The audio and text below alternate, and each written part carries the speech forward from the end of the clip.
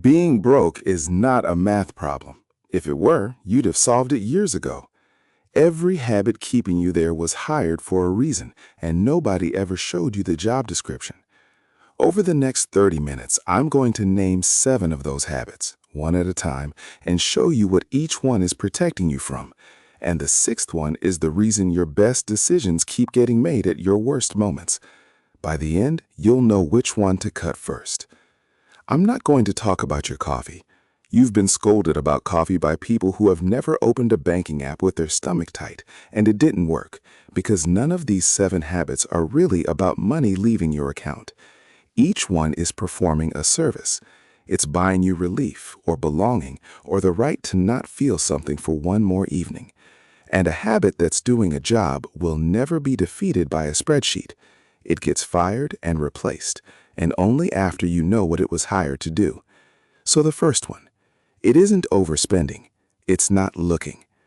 Picture Danny, 34, a dental hygienist in a mid-sized city. She can tell you her step count from last Tuesday. She knows her resting heart rate, the exact date of her next haircut, how many days until her sister's birthday. She cannot tell you, within $400, what she spends in a month. There's a drawer in her kitchen with mail in it she hasn't opened. And the part that surprises people, several of those bills she can actually pay. The money is there. She doesn't open them because opening the envelope converts a vague bad feeling into a specific bad feeling with her name printed at the top.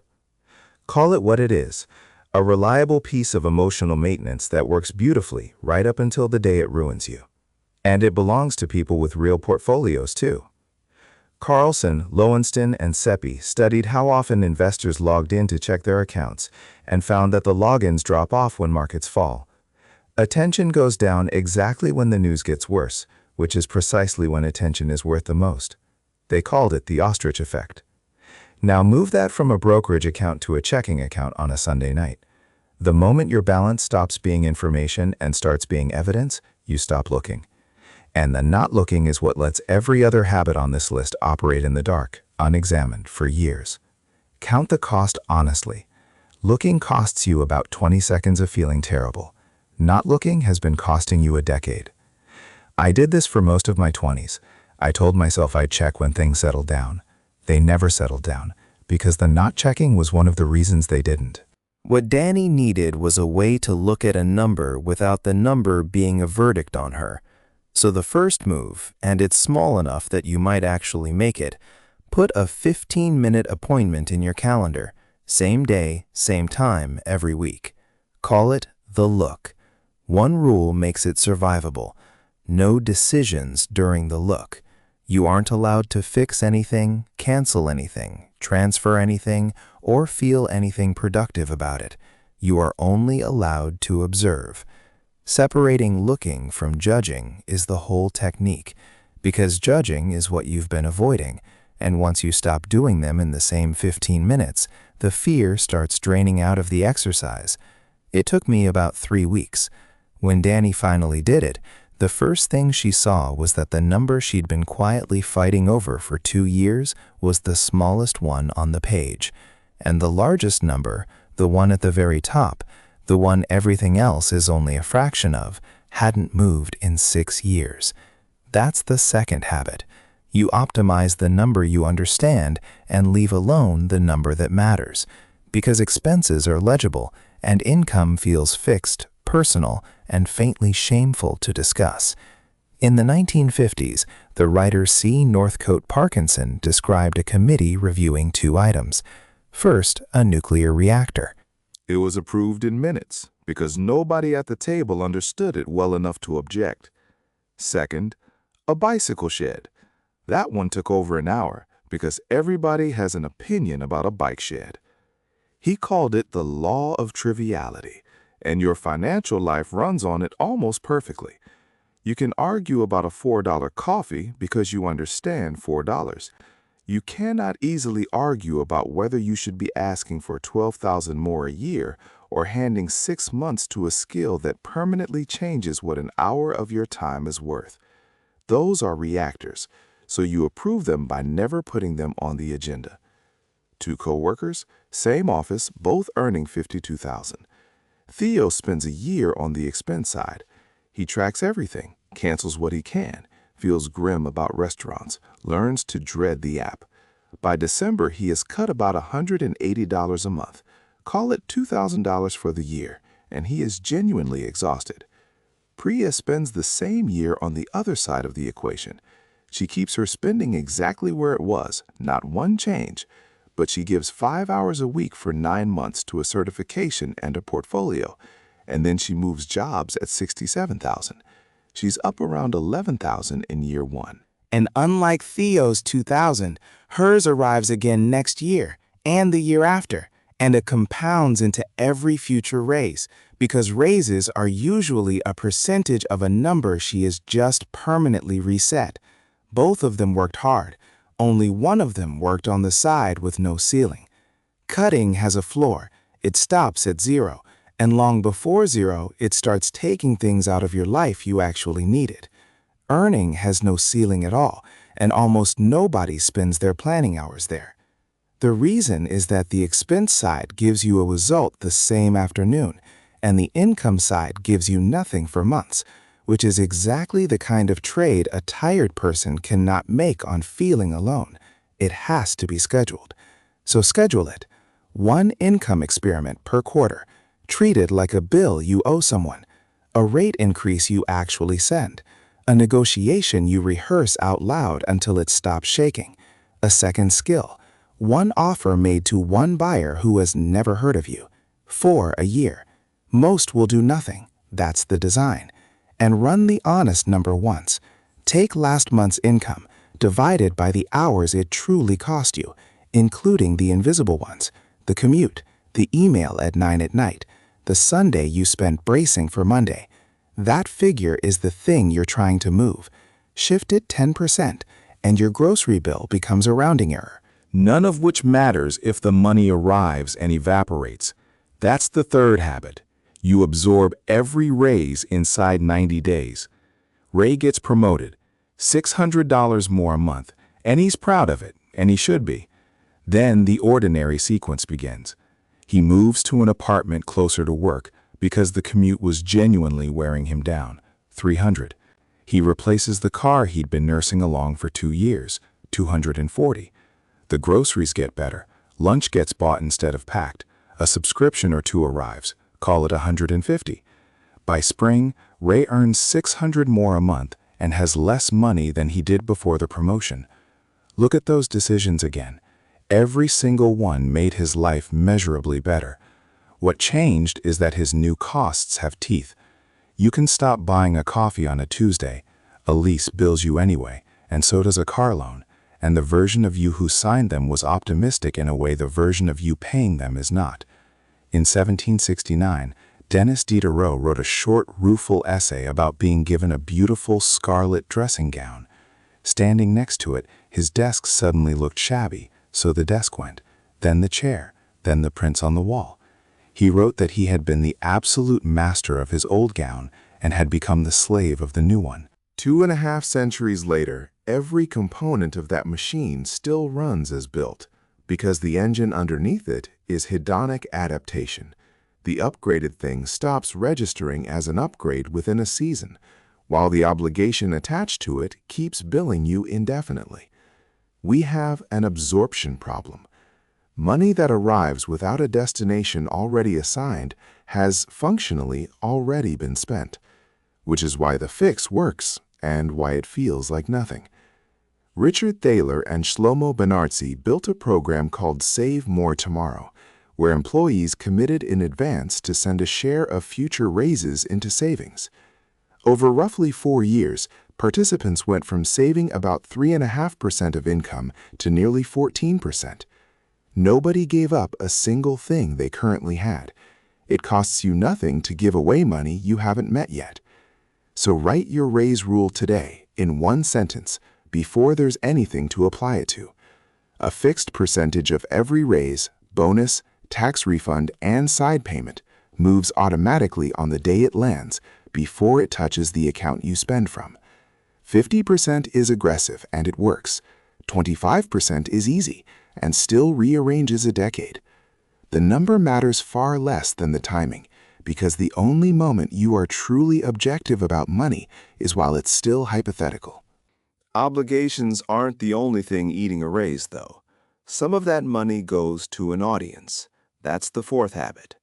A man buys a watch that costs 6 weeks of his take-home pay. In his head, before he buys it, there's a specific scene.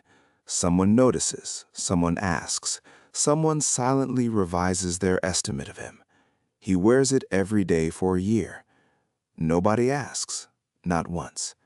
Every other person in that room is running the identical program, fully occupied being anxious about their own wrist. He paid 6 weeks of his life to an audience that never convened. Now put 2 houses side by side on the same street. In the first driveway, there's a car that announces something. Inside that house, the household is about 40 days from serious trouble. In the second driveway, there's a plain sedan with a scratch on the bumper, and the people inside it could stop working tomorrow and be fine for 8 months without asking anyone for anything.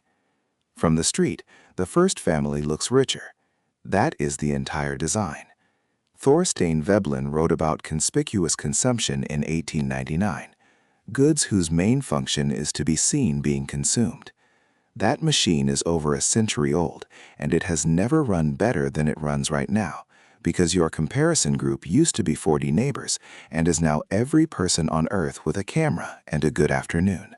So keep this sentence somewhere you'll find it again. Every dollar you spend is buying one of 2 things: appearance or options. The cruelty is that appearance is visible and options are not. So you receive social credit for the choice that quietly impoverishes you, and complete silence for the choice that frees you. Wealth is the money that didn't get spent. By definition, you can't see it. By definition, nobody will ever compliment you on it, which is why almost no one grows up wanting to imitate it. Here's the question that does the work, and it takes 4 seconds. Pick a threshold, $50, $200, whatever number makes you pause, and for anything above it, ask, who is this addressed to? If a specific person or a specific group appears in your mind, you're paying a recurring subscription to somebody's opinion of you. Cancel it and keep the money. Then watch over the next month how few people mention the thing you were certain they'd notice.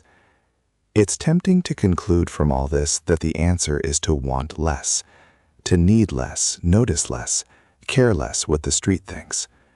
But wanting is not where most of the money actually leaves, because everything so far has put the problem inside you. Your shame, your attention, your comparisons, your 90-day absorption of a race. Turn the camera around now, because there is a whole industry standing behind you, and it is good at its job. That's the 5th habit.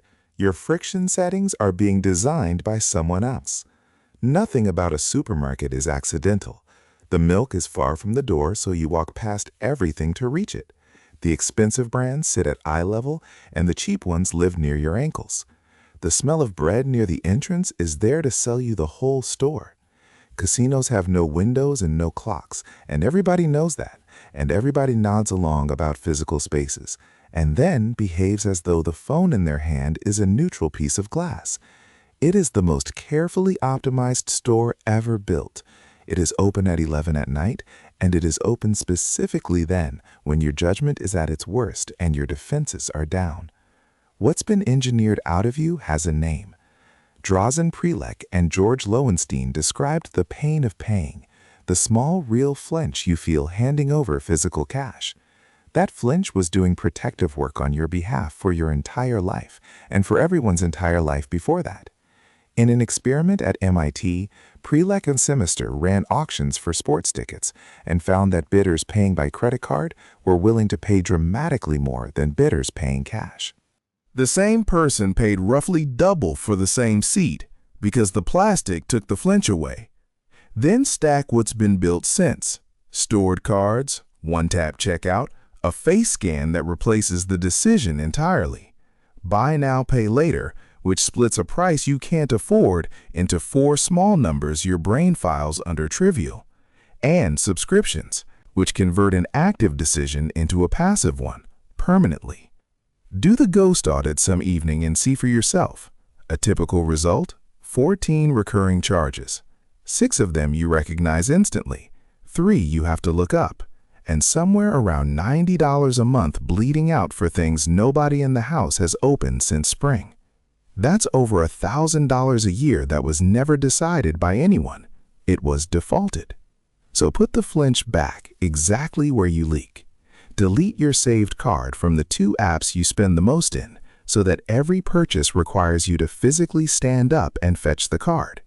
Move your worst category onto a separate debit card that you load with a fixed amount and cannot exceed.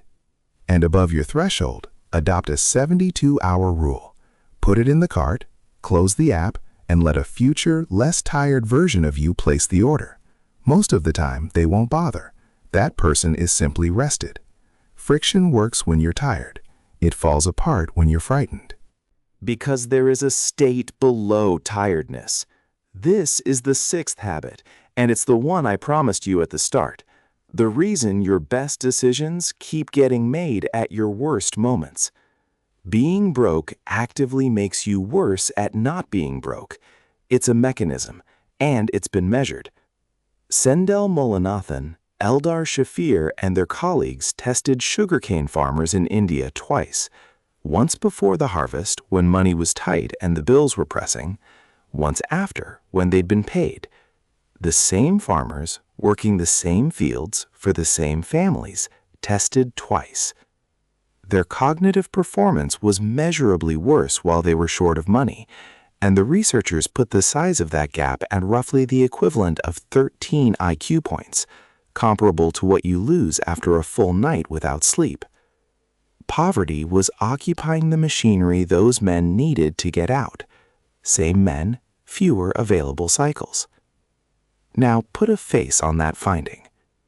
It's 11:40 at night. There's a shut-off notice on the kitchen counter, folded once. There's a child asleep down the hall who needs to be somewhere at 8 in the morning. And there's a lender open on a phone screen, offering money now at an annual rate that would have been a criminal offense in another century. The person about to tap accept is running a mind that is completely full, and they are about to make tomorrow structurally worse in order to survive tonight, because tonight is the only thing that fits on the desk. Being broke bills you in ways no budget records: overdraft fees, deposits you can't skip, interest, and the deal you couldn't afford to wait 3 weeks for. The novelist Terry Pratchett put it better than most economists. A man who can afford $50 boots that last 10 years spends less across a decade than the man who buys $10 boots every single year, and the second man has wet feet the entire time. And the buffer that stops nearly all of it is far smaller than people assume.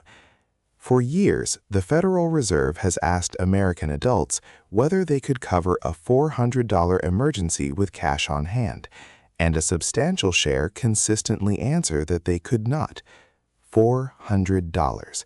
That's the whole distance between a bad week and a spiral that takes 2 years to climb out of.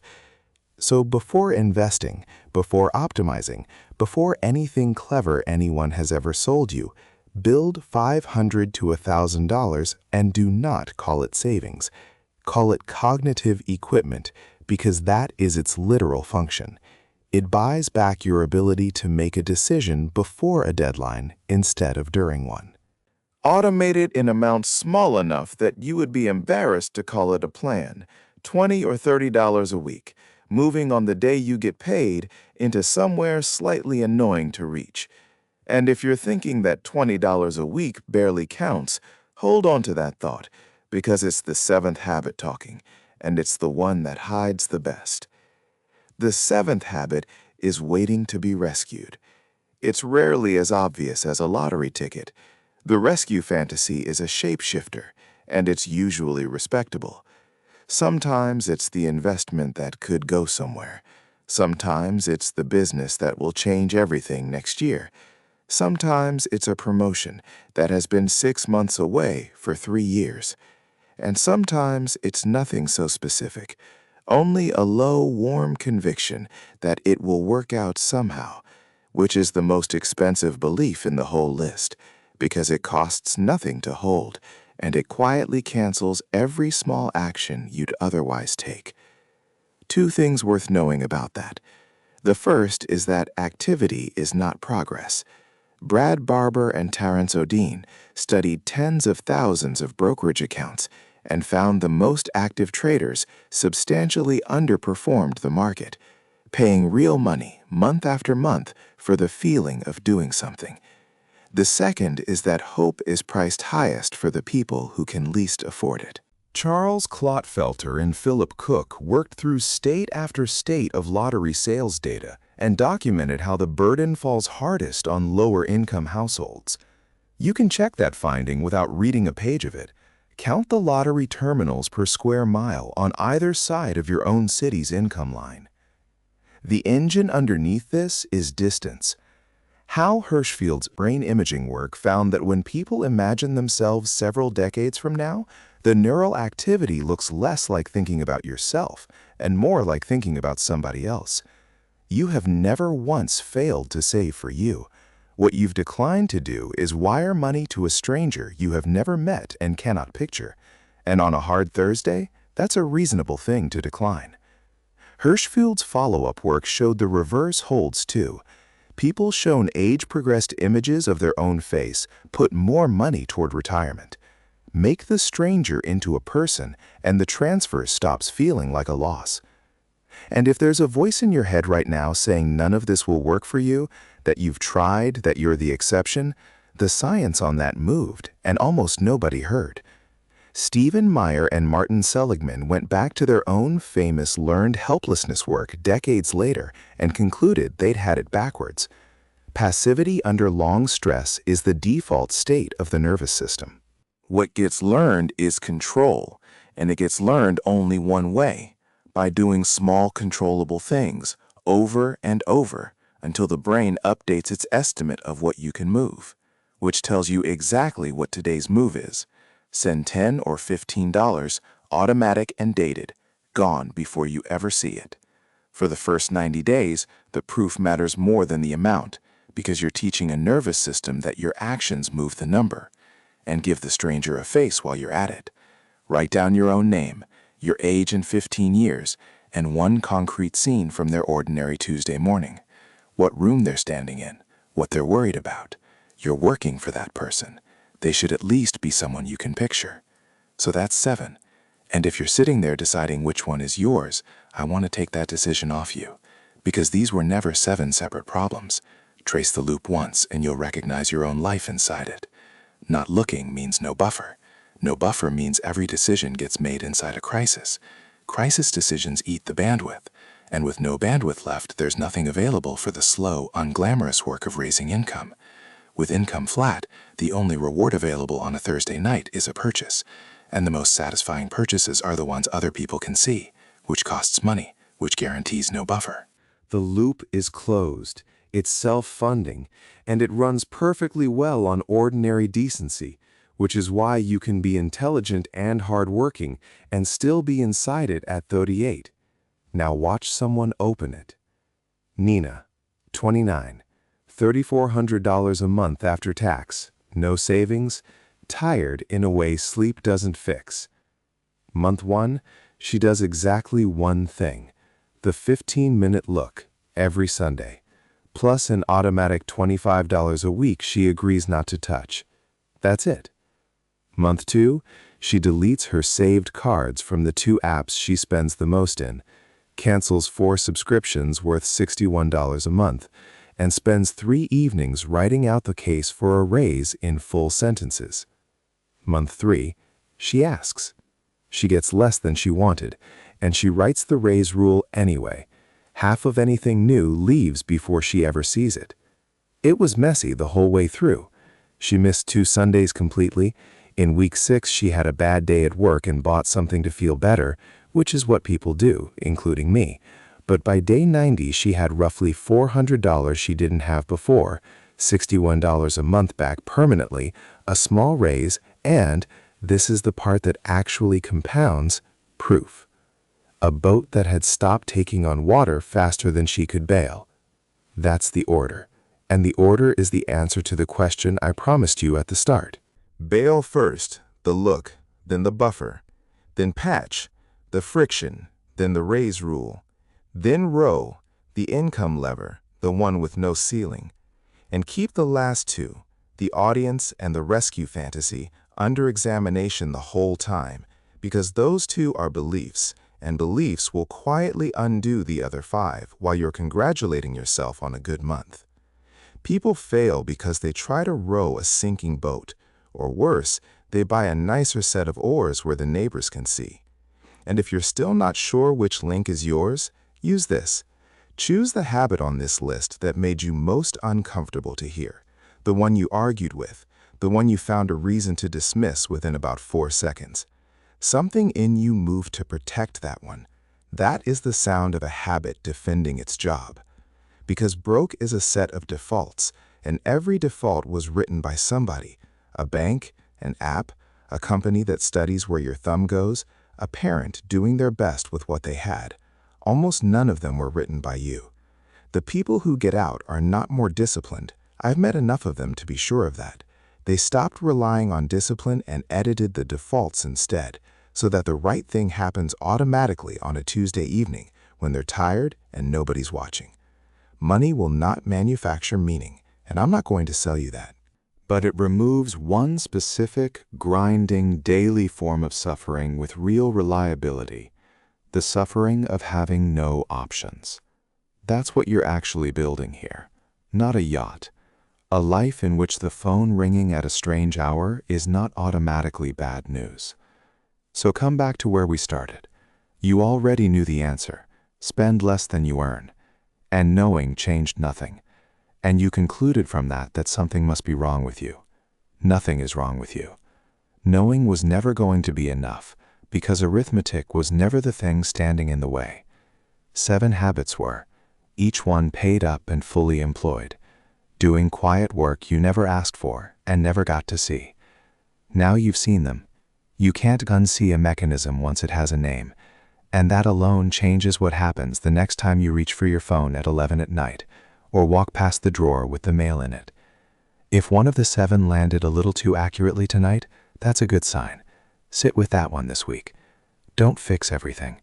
Take the smallest thing you heard and do it once, on your own, without announcing it to anyone. If you want to keep going, the next episode takes a single habit apart in full, so follow or subscribe and I'll meet you there. And one last thing, quietly. You don't have to become a different person.